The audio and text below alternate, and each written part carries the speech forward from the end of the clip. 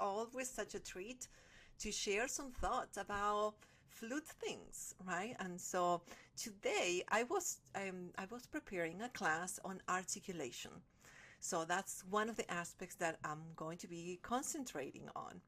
And I wanted to mention that by the time that I submitted the topic for this lecture, which was articulation, and that was last year, and I had no idea of in the situation that I would find myself in 2025, which is to say that I got Invisaligns in about a month and a half ago at my age.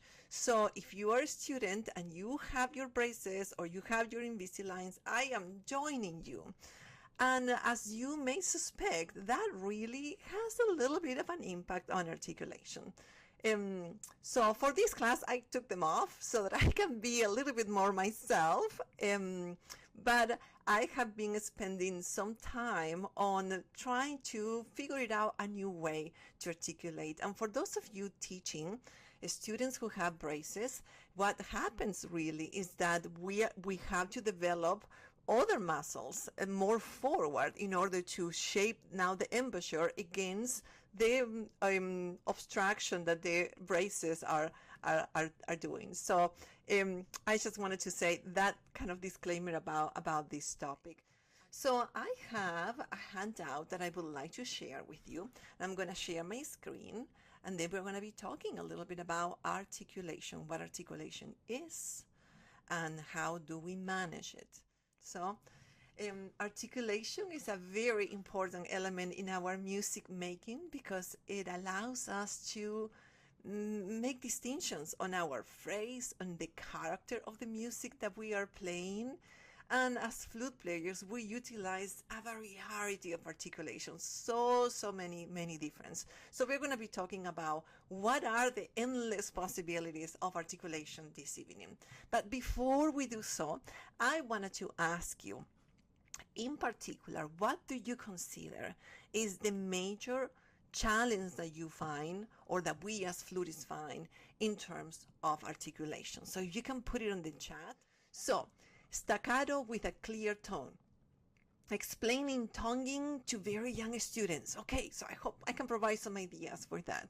Hitting marcato accents, right, without cracking the note, right? Consistency on the articulation. You know, there are days and days for the flute. Staccato while considering dynamics, especially forte. Okay, excellent. Good. And maintaining a clean articulation, right? For the flute to speak and have a clean articulation. So I hope tonight I can share with you some of the strategies that I have learned throughout the years in terms of mastering articulation on the flute. The first one is to get to know our tongues. Right? Our tongues are essential in chewing, in swallowing, in eating, in breathing, right? The tongue helps us breathe in and breathe out. Also, it helps us articulate and speak really clearly. It can also help us speak different languages, and I'm going to show you a video about that in just a second. But the tongue, it's really a composite of 8 different muscles. You know, if you can stick your tongue out, that's okay. Not all of you are seeing on the video. Only me. Only I am going to be seeing in the video. But, right? We think that the tongue is just this. Well, that is the tip of the iceberg, friends. That is just the tip of the tongue, literally. But you can see here in the picture, this is a huge muscle. And here we have all the different names that we don't need to learn. But you can see in these 2 diagrams how the tongue, here's the teeth, right there, laterally, the tongue is attached to every surface from the jaw to the back of the throat, everything. So we see the tip of the tongue and the back of the tongue right here, foramen sensum, consists on the front of our throat. So the back of the tongue becomes the front of our throat. Isn't that fascinating? that it's such a big muscle and complex muscle. It's so strong. So we're going to start doing silly things. The first one is to recognize the movement, the ample movement that our tongue has. We are going to wrap the tongue in the top teeth, all the way, maybe the back of your top teeth, all around. See how big can you move the tongue all around your mouth. It really has a powerful muscle. It's a big muscle. Actually, too much of a muscle for our tonguing. And I'll get there in just 1 second. Okay, now we're going to try. And my daughter can do that, and it's just amazing. She can triple fold the tongue. I don't know how she can do that, but I can barely do this. She can do 3 things. So explore what funny things, especially with your youngest students. I know they're going to have a blast with that. How you're going to stop them, the giggles, after this. But see what particular things they can do with their tongue, because that's the muscle that they are going to be using for articulation. So that is very important. Can you curl it up to the back of your palate? Can you curl it the other way? All kind of different acrobacies, if you will, with the tongue. Okay, very good. So now we're going to try to touch and feel the tongue in action. So I'm going to ask you to put your hand on your throat right here. And we're going to try to tongue as if we were playing the flute. Do you feel the movement of the tongue? Right? It affects the muscles right here in the throat. So you can totally feel that. Now, I'm going to make sure that my neck is aligned to my spine. Many times as flutists, we bring the neck forward. I should put myself in that direction. We bring it forward, and that creates tension. So all the time, we want to make sure that as for singing, we want to keep the head on top of the spine, really aligned, without forward motion, right, or tucking it in too much. So just follow the same principles for good posture in singing, in playing the flute. So now, if we observe good posture and we use only the tip of the tongue, the movement right here in your throat should be minimal, right? So if you or your students can feel a lot of movement and visible see your fingers moving away, that means that the tongue is using a lot of strength. So we want to teach the students to only use 2 taste buds on the tip of the tongue to play the flute. Just use 2 taste buds, right? Okay, so let's now go to the next point. And I want to show you a video before we go. And I think that I always show this video to my students, and it's very interesting how different languages actually condition the movement of the tongue. Very much so. As a matter of fact, there's a difference between French tonguing and American tonguing, right? French tongue moves a lot more forward, like Spanish. So the words can be a little bit more in the front, while in English, the words like water or wonderful, the tongue rolls a lot more in English. So we're going to talk about those differences of the French style of tonguing and the American school. But before we do so, I'm going to stop the share here, and I'm going to share another video that for my students, it's even my college students, it's so informative, because again, we always have this perception of a tiny little tongue, but the muscle is really great.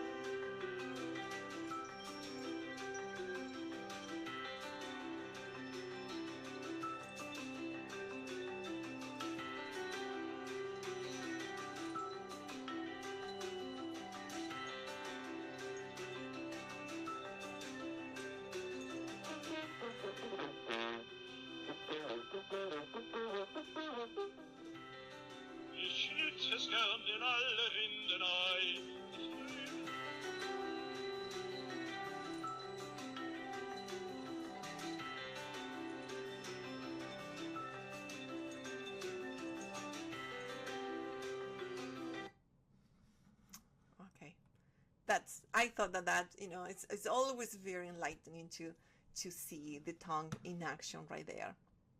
Okay, so let's go back to sharing our handout. It's always good. I'm very visual, so I like seeing step by step.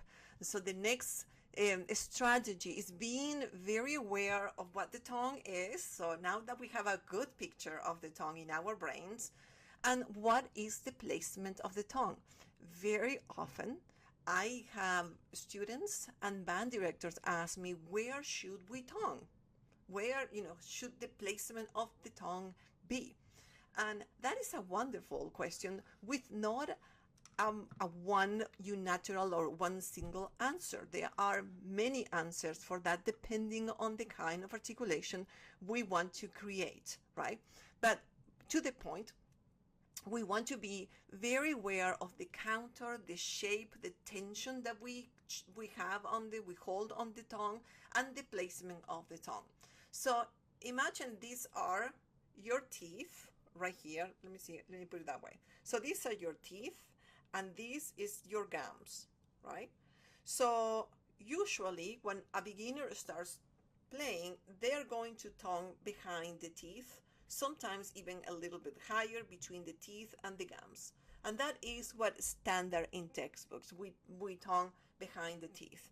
But as we progress as flutists, we like to be forward with the tongue. So we're going to surpass the teeth and tongue almost near or touching the lips. So there's not a single thing. A tongue that it is more retracted behind will have not much definition and a little bit of noise. The more forward you put the tongue, the more definition you have. So I'm going to try to demonstrate that.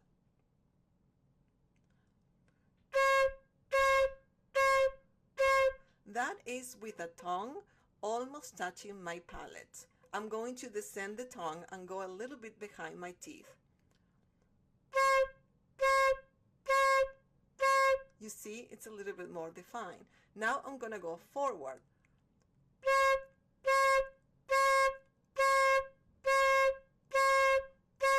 And I am touching my lips. That is what we call the French school of tonguing. So the French school will have the tongue rather forward. There's not a right or wrong way. There are different sonorities, right? Now, we have to be mindful of the consonants that we use to teach our students to tongue. I like to use the D, do, rather than to, because in English, if I say the word tea or terrific or top or chew, all of these different T's are ch, are explosive. My air goes ch and it spreads out when I use the T. So even though this is not in the textbook, I'm a proponent of using D, or you can use do. Here I have different ideas, do or lu or ru, to. So try to use other consonants that not necessarily employ so much spreading of air. For beginners, whether it is my Vandercook students, masters, or undergraduates, I usually use do. The do allows also for a good shaping, do of the mouth and the embouchure. Do, they cannot be tense if they have to say do.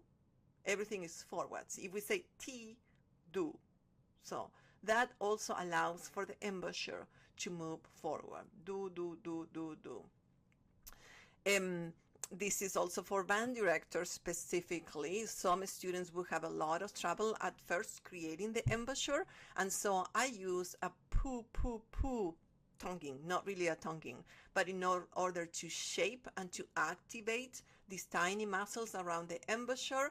For some students, I recommend for them to start doing poo until the embouchure is shaped.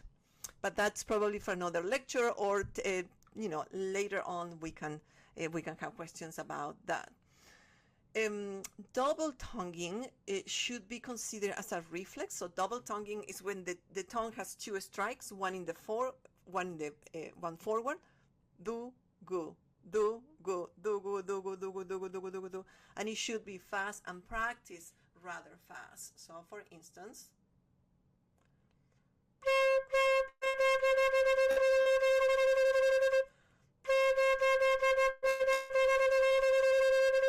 I will show you different techniques that we can utilize to make this work for students. Actually, do you have your flutes? Are you wanting to play a little bit? We can do that. But before, let's talk about relaxation, because I think that's going to render the most benefits for us. And so let's go to point 3, which is relax everything inside your mouth. Imagine that your tongue is like a spoon, right? Like that. So now think of your tongue. Relax the tip of your tongue as I am talking. Then relax the middle or the arc of your tongue, and then the back of your tongue. And then try to flatten the top. So usually we hold some tension and the tongue starts curling, right? So try to relax it as much as possible, flatten the tongue. To do so more effectively, you may want to drop the jaw. So put an uninteresting face when playing the flute, right? Not smiling for sure, but elongate your face, drop the jaw, and kind of let the tongue rest on the bottom of your mouth cavity. That allows us, just look at the difference when I'm talking and then when I relax for flute playing. The size of my face became a lot longer. And so a bigger mouth cavity equals a bigger tone. So you'll have a more center, much more resonance, the much more bigger your mouth cavity is. So that's why we want to relax everything and create a big resonance, a reservoir of air, big resonance chamber right there in the tongue. Okay. So the next thing is to consider that articulation is made with and by the air. So far we've been talking about the tongue a lot, but the reality is if I articulate just with my tongue,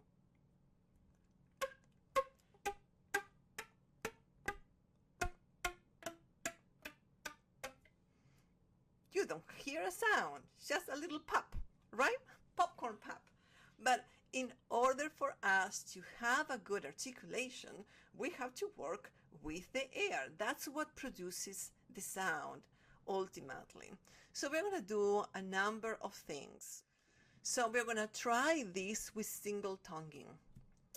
And we want to put the air in front of the tongue.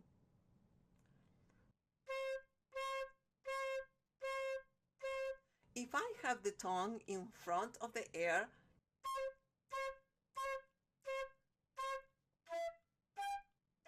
the sound is likely to crack, but not only that, it takes away the roundness of the sound. So to keep the sound rounded, the air needs to be rounded. For the air to be rounded, the tongue needs to be not obstructing the airstream. It's almost, I like to think of the tongue retracting, like going away rather than forward. So instead of thinking do, think do, do, do, do, do. So the movement retracts rather than pushes forward.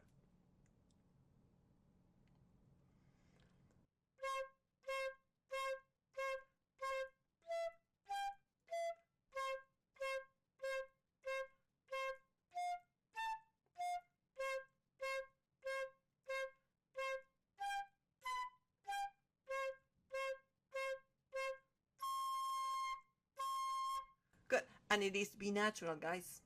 Okay. Alrighty. Very good. So now we're going to try double tonguing. So we can use the T sound or the D sound, right? For the double tonguing in the B example, we can use taka taka taka taka or tugu tugu tugu or dugu dugu dugu dugu. You know me, I'm going to choose the dugu dugu dugu. You can play along.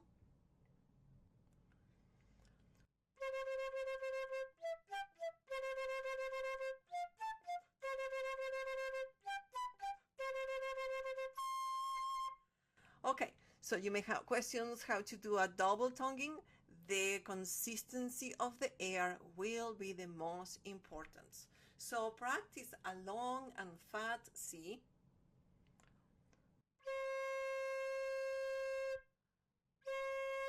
which will help you to organize the air. And then you're going to tongue behind the air.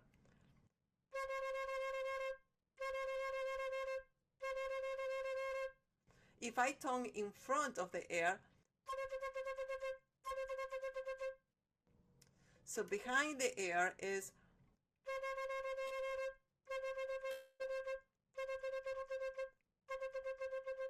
and I try to go from longer to a little bit shorter. But it's always this idea of the tongue never obstructing the exit of the air. Okay? All right, so we're going to go back here and talk about, okay, I also talk about flatter tonguing. I think I'm going to touch on flatter tonguing and how to do this. And, point 4, I say organize the air, play legato, then flatter tonguing, then tongue. So I'm just going to be organized and follow my own instructions here. And let me bring you an example, okay? So for instance, let me use, this is kind of advanced materials, guys. So this is the Partita in A minor by Johann Sebastian Bach. So this is not easy. This is not beginners exercises. We can do the same with other beginners exercise in just 1 second. But if you have an intermediate, you have high school students and you want them to improve their tonguing, one thing you could do is instruct them to play legato first.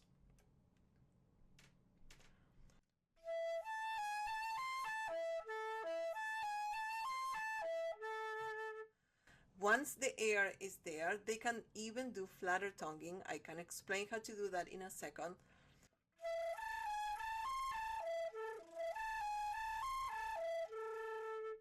And then once you got the flatter tonguing to speak, you can do tonguing.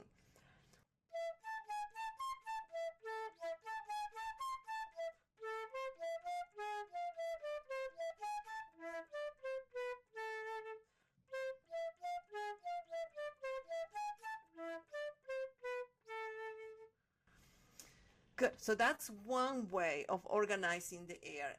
Exchange legato and flatter tonguing. Legato, flatter tonguing. Sorry. Flatter tonguing is another topic. Legato and tonguing. Legato and tonguing. Many students don't know how to do the flatter tonguing, so I'll talk about that in just a sec.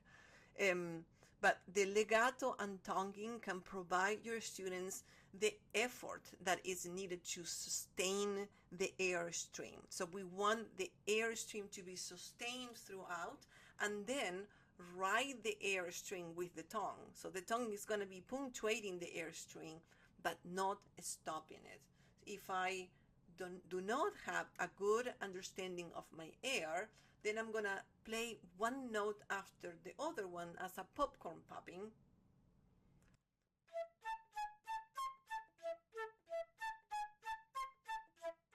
And so then my musicality is not there because my air creates the phrasing.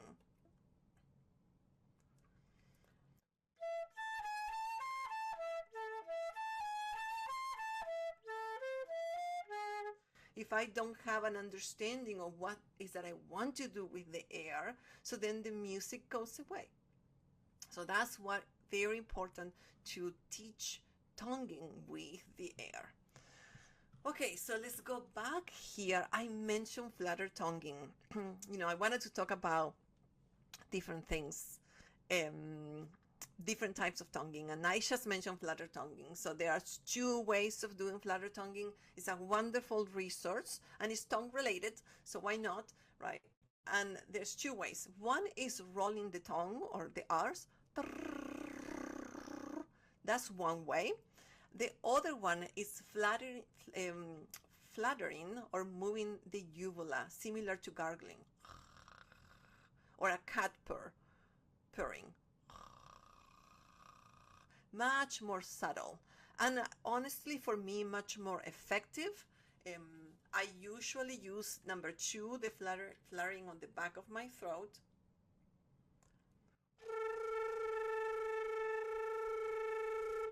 And if I use the tongue,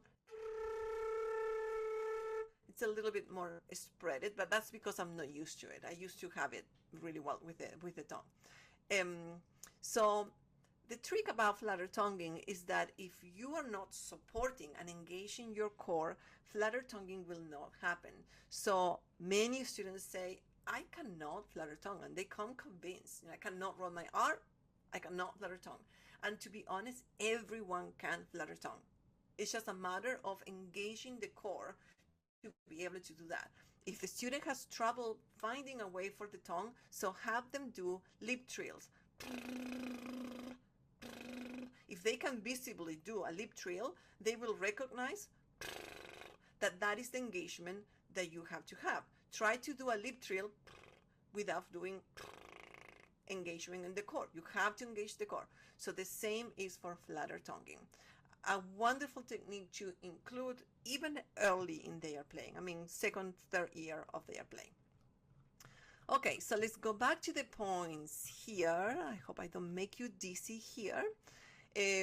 We cover articulation is made with and by the air. The next one is practicing belly attacks. By belly attacks, I mean breath attacks. So using attacks that don't utilize the tongue. So I want you to blow on the palm of your hand, warm air and very short. And I bet to do that, you have to engage the core. So there's a burst of activity that your core muscles do to create that short and very direct burst of air, right? And so practicing belly attacks is absolutely beneficial for flute playing. One example that we can use is, I put a lot of things and I have to go back and forth, is this etude by Anderson. And so here you can have, I mean, I'm thinking of my students practicing ILMEA etudes, right? That is a good example of how you can ask them to do breath attacks in the ILMEA etudes for high school and even for middle school.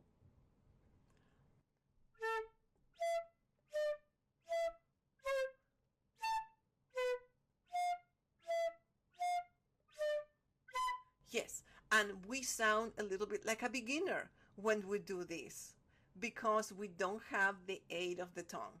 But what happens is that we have to kind of, when I do it in my own practice, I kind of need to center and send each note the kind of air that it needs, because each note in the flute likes to be blown in a certain way. If the note is higher, we're going to blow slightly higher. If the note is low in the register, so the air goes a little bit lower. So I have to memorize, just like the violin needs to memorize where to put their fingers, I have to memorize where to send my air for the optimal resonance of each note.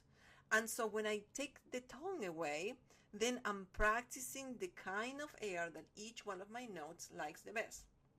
So I'm going to concentrate a little bit better now.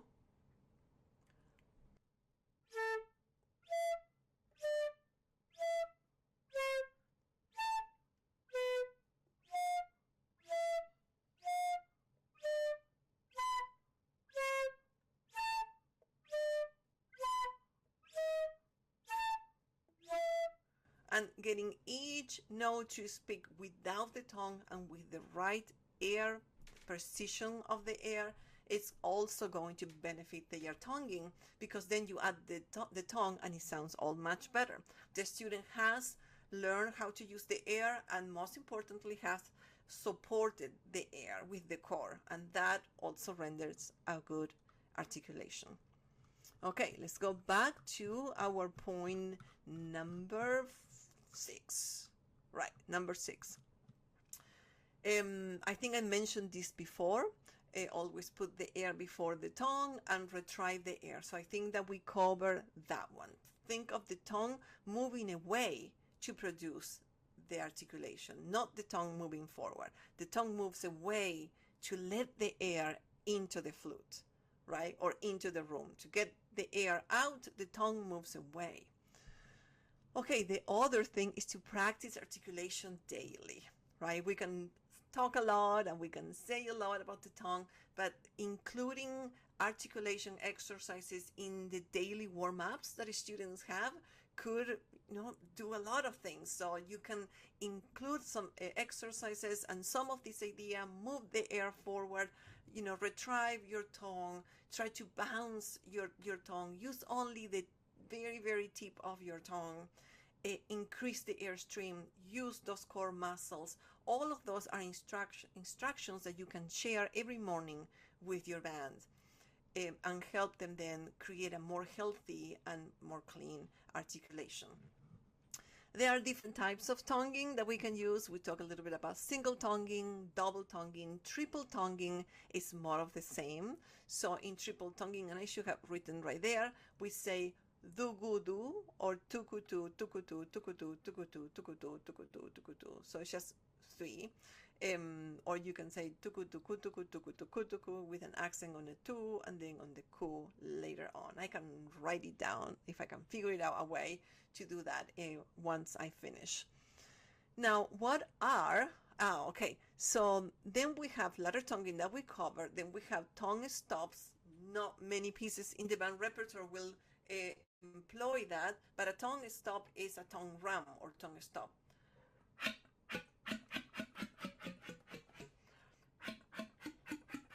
So it's when basically you stop the tongue in the embouchure hole, and that is just more for contemporary music. That's right, Sarah. Thank you for writing it there.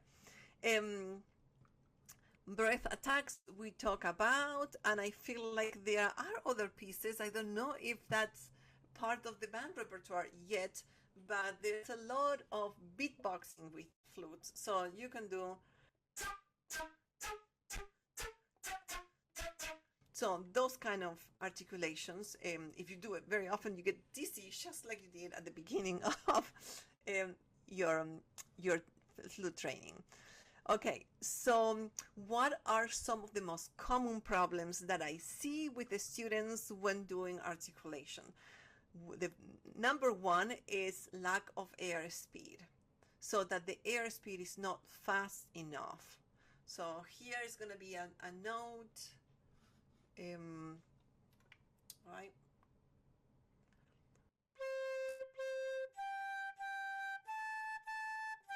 So it's a weak air.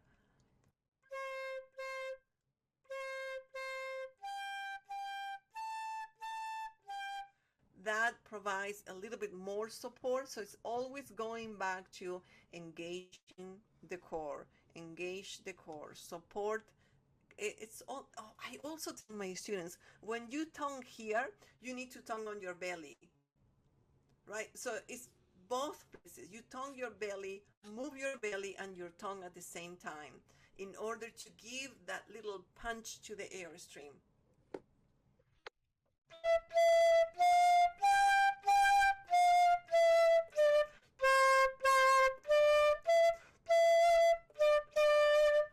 And that provides a much more clear tonguing. Another problem that I see a lot is using too much tongue, and that's very, very common. And I think all the graphics that we saw at the beginning gives us a good impression of what the tongue is, muscle, and how little we have to use of the tongue. So creating that picture, it's sort of like body awareness of what really is our tongue, what is the strength of our tongue. So always instructing to use the tip of the tongue, really, really little light tonguing. Another common problem, it can be the misalignment of the head, what we talk about. So if the head is forward and there's tension on the back, so the tongue will be tense and the tonguing will suffer. So we want to make sure that from the very beginning we help students to stay tall here, like a little string, pulling up, having the back of the neck really placed on the top of the spine, and then helping in that way for the tongue and the jaw to be more free. So those are some of the issues that I find. Of course, there can be others like related to embouchure, right?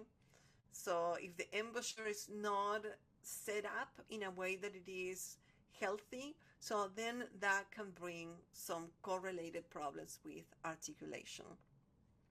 Okay, I'm going to stop the share and kind of sense the room because I've been sharing that document and then it's hard to see everyone here. So I'm going to stop there.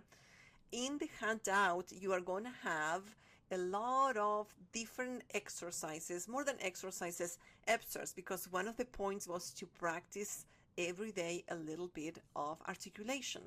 And in order to keep up the practice and to be motivated, you have to play things that you like, right? You play all your repertoire, but you have to play things that you feel, I really like this tune and I want to get better at it and I want to play it without any errors and I want to learn it that way.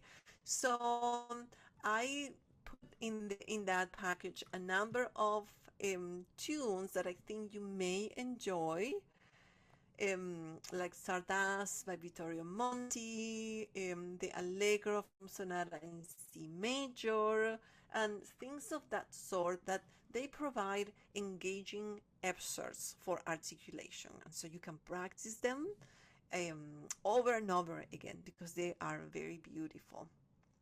Okay, good. So now we can have some time for questions. I do see a question in the chat, if that is all right. Celine says, Yeah. when I tried to do flutter tonguing, no sound was coming out with both ways, the uvula or the with the tip of the tongue. If you have any suggestions with that, please. Yes, that's very good. If no sound is coming out, it's because no air is coming out. So make sure that you try to propel some air forward while doing that. So don't forget, you are concentrated. Now you're focused on the tongue, but you have to be double focused on moving the tongue or the uvula and blowing at the same time. So you want to blow at the same time. It's two layers of activity. And at the beginning, it's going to be a very incipient, weak sound. Okay, so if it sounds like, that's okay. It's okay for it to sound that way. As long as you keep the bubbling, the rolling sound, that's what matters. And see and feel what your abs are doing with that. Is asking, my students have a hard time getting low notes to come out, and what would you recommend? Oh, that is a phenomenal question. Well, the next question I have is how long have your students played the flute? Because it takes several years, and I don't want to be, a downer, but it takes several years for the low register to develop in the flute. So we gotta be super patient with our students, right? I'm thinking about the Aile Mie etus that we have, and they have that D flat today, and it's so difficult to get that low register. But let me explain why that happens. So if you see a flute, for the low register, we have to cover all of the keys or many of the keys, right? Which means that the tube becomes longer. So if I play a B or a B flat, the tube is only this length. But if I play a low C, so then the tube is going to be much longer, which means that it's going to need more air to go inside the flute. So the low register will need more air, wider air. So it's not, super fast. It's slower, wider, and warmer air. So here is one thing that you can do with the students, and we can all do it together. We can blow air, warm air. I like to think of warm air because that shapes the mouth in a O shape. And also warm air is not super fast. So if I play the high register, I can do fast, cooler air, but warm air for the low register for sure. And then try to aim the air a little bit on the lower side of your palm. So you're not going to blow here, you're going to blow there. And now with this idea in mind of lower aiming, I also can instruct my students to blow toward their elbow. So if you put the flute here, one thing you can do is blow toward your elbow.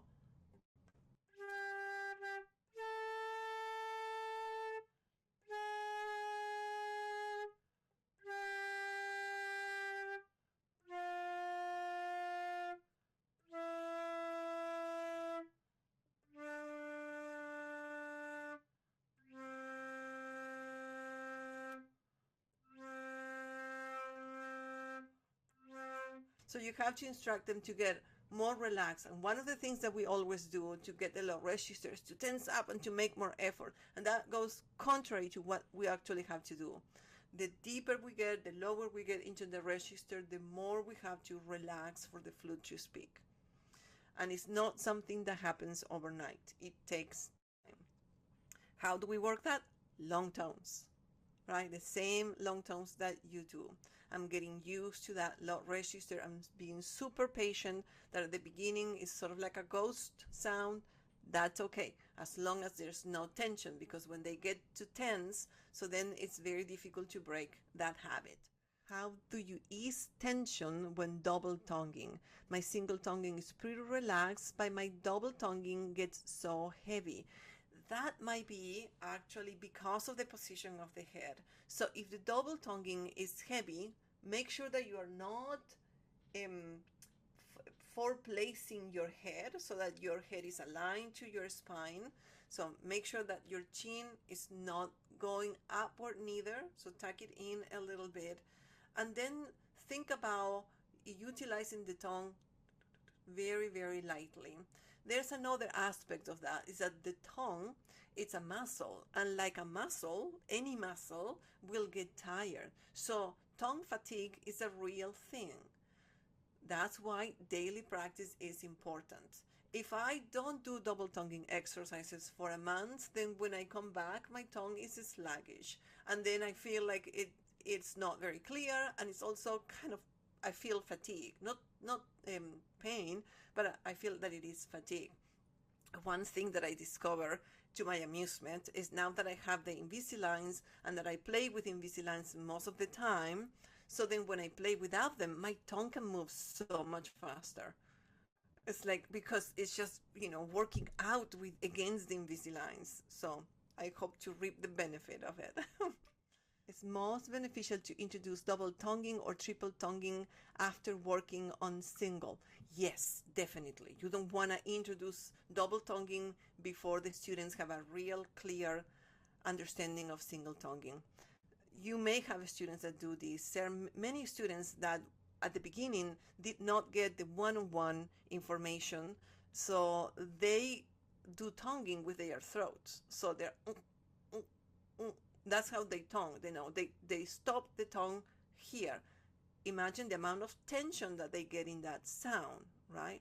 So first, making sure that the student is operating with good air and light tongue for single tonguing is paramount. Only after that is in place, they can do double tonguing. If they are still tonguing with their throat, so then they're going to get in trouble, only more trouble, if we introduce double tonguing. When I play a sound, so I hope in order, Celine says, when I play a sound and I can't keep it the same sound, so it sounds like different notes. Oh, okay. Is this when we are tonguing that you have the problem, Celine? So like first note, it sounds okay.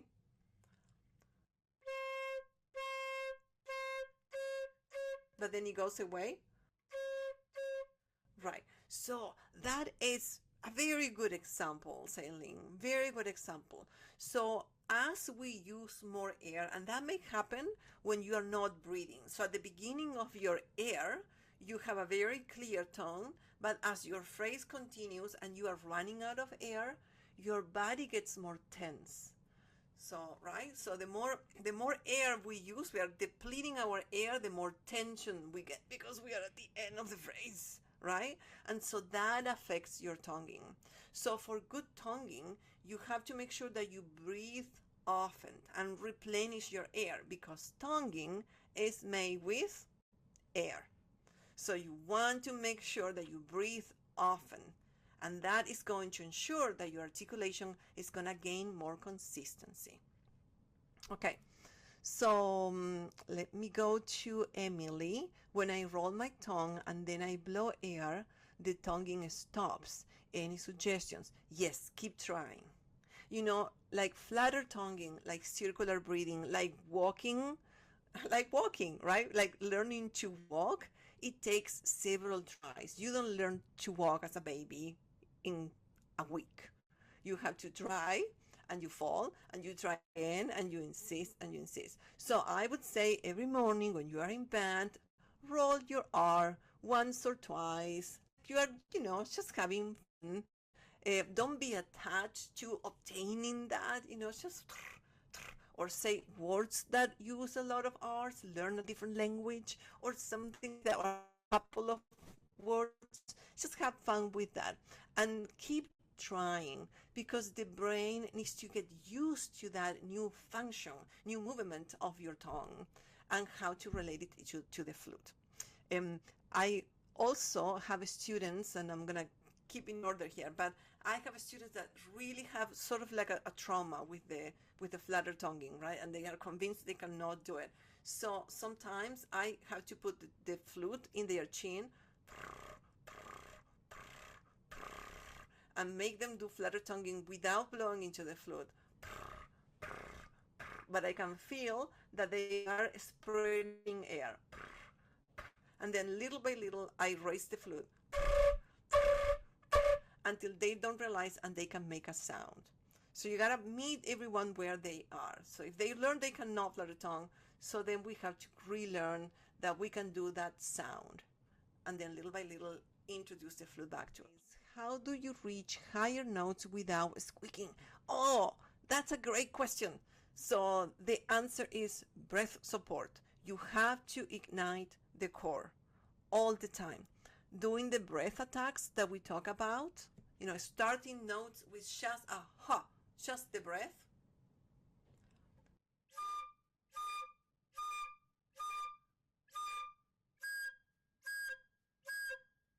So you can ask your students, or you can practice the high notes by saying who, open up the lips, because the squeaking part or the flapping of the lips, when they sound like that, is because they hold tension.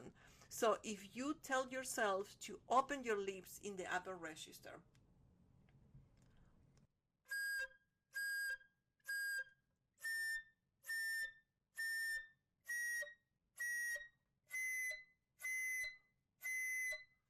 so don't look for definition in the upper register. Look for a little bit bigger aperture, which is counter nature. We tend to close in the upper register. So tell yourself to open up the aperture and to engage the core. Suggestions on helping students to develop vibrato. Oh, that's almost topic for another class, but I'll give you a little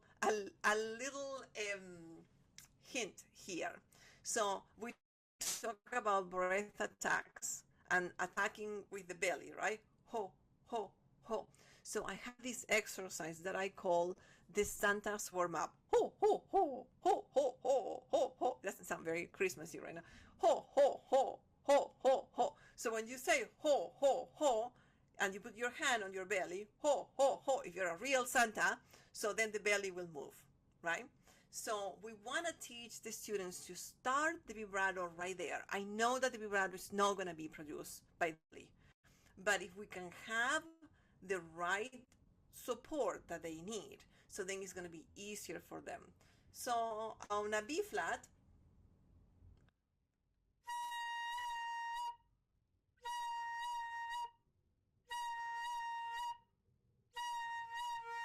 do the Santa ho, ho, ho on a B flat, right?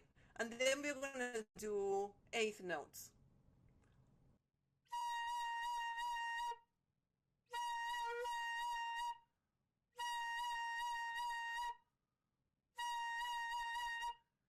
And then do triplets, but always with the belly so far.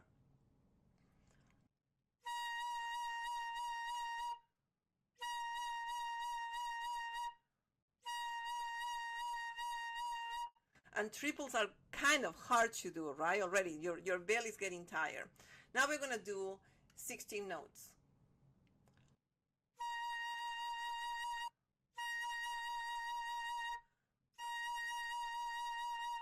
It's all with the breath and all with the belly.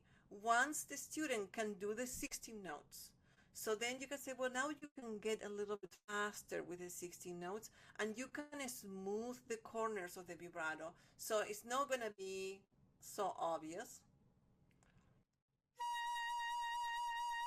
That's not natural. So let's make it a little bit less spiky.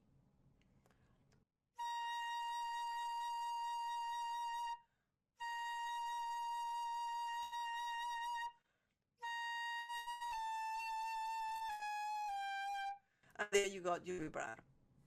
So that's, the process of developing the vibrato. It's easier to flutter higher or lower notes. Higher, definitely higher. Higher notes are much easier. Middle notes are going to be easier. How do you support a louder sound while still playing a staccato note accurately? That would be making sure that your air is out. The more air your flute gets, the louder your tone will be. If I have a thin column of air,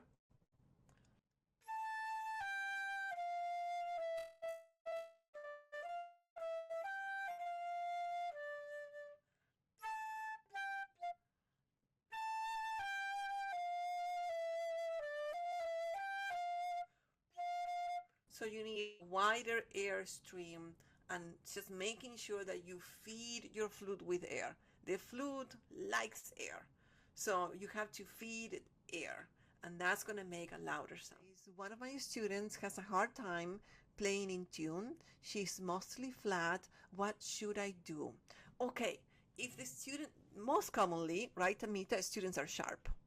But if she's flat, my suspicion is that something is off with the cork of that flute. So you may notice that the flute comes with a cleaning stick, and at the end of the cleaning stick there's usually a little ridge, a little line. So what I would do, I don't have my flute stand, so I'll put it in here. You have to insert the cleaning rod right there, and then the line should be exactly in the middle of the embouchure hole. If it's not in the middle, so that means that the cork is misplaced, and that can affect the intonation. So I will have that flute check in. That would be the first line of action. The next one can be, okay, where is the student placing the flute on their lips? Are they too low? Now I have to refine it. If they are too low and they're not getting the air in, or they are too high, so it might be a matter of embouchure too. Or, okay, that's another, I think, another idea. The student might be covering too much of the embouchure hole. So we usually have to cover about 1/3 of the embouchure hole for good tone. If we cover less than that, the air is going to be sharp and airy. If we cover a lot more, so then the intonation will be flat. Let me show you. So this is a regular tone.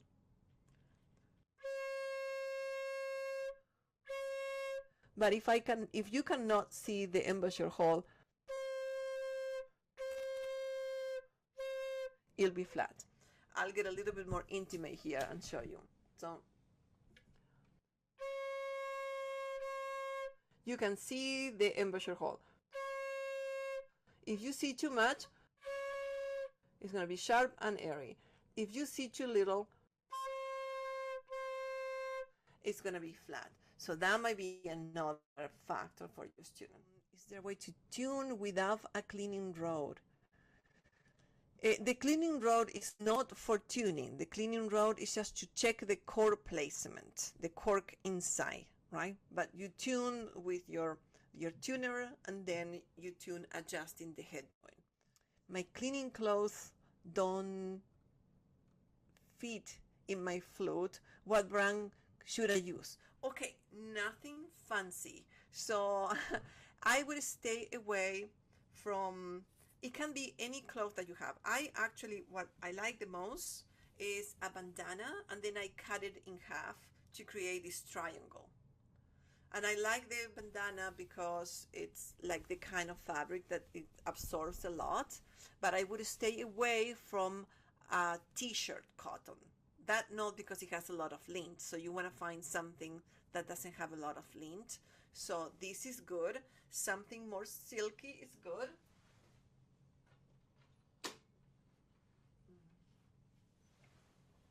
So this one is a silk. This is like more, yeah, so you can see that it's a triangular chew, so in that way the tip is thinner, and then you put it on the cleaning rod right here, the thinner part, then you roll it over, then you cover, and that's how you have your cleaning rod. So for me, the bandana works really great. It's inexpensive, $1, and I get two of them, and so I use them all the time. Okay, do you have any suggestions for practicing runs, faster passages? Um, yes, lots of suggestions on that, and it had to do probably with the position of your hands. So hand position is very good. That gives me an idea for another topic, of discussion: how to practice a scale and develop technical fluency. So maybe my next warm up will be on technical fluency, and it's all related on how we hold the flute. Thank you so much for coming tonight and having this lovely time together. Thank you so much, all of you, students and teachers. It's so great to see you and to have the opportunity to talk about things flute. So um, thank you, and thank you, Sarah, for hosting. It's absolutely my pleasure. Thank you so much, Dr. Gariazzo. I just put Dr. Gariazzo's email address in the chat for everyone. If you had any follow-up questions, needed the handout, feel free to email me personally. That would be just fine. Or if you would like to perhaps even schedule a lesson or a tour for Vandercook College of Music. At this time, everyone, we will be concluding our masterclass, and thank you all so much for attending this evening. Bye bye.